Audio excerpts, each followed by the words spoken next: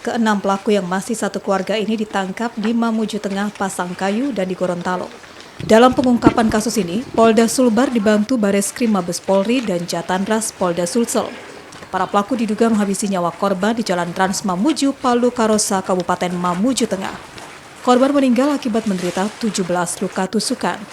Kapolda Sulawesi Barat, Brigjen Eko Budi Sampurno menyatakan, para pelaku merupakan kerabat, bahkan ada yang bersaudara kandung. Dari hasil pemeriksaan awal, kematian korban tidak terkait dengan profesinya sebagai wartawan media online. Para tersangka diduga emosi setelah salah satu saudara perempuan mereka mengaku telah diganggu oleh korban saat di jalan. Para pelaku pun mengejar korban dan menghabisinya. Penangkapan ini bukan hasil kerjasama Polda Sulawesi Barat, namun atas bantuan juga Polda Sulawesi Selatan dan Mabes Polri, dari Bareskrim Mabes Polri. Jadi berkat bantuan mereka lah kami bisa mengungkap. Kami bukan siapa-siapa di sini.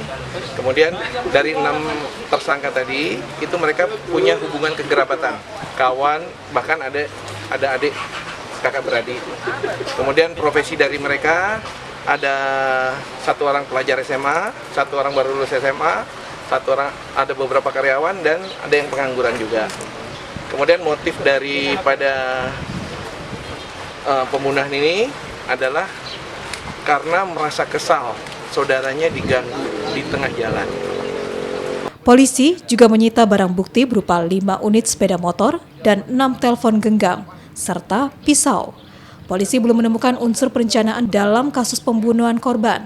Para tersangka mengaku sebelumnya tidak mengenal korban.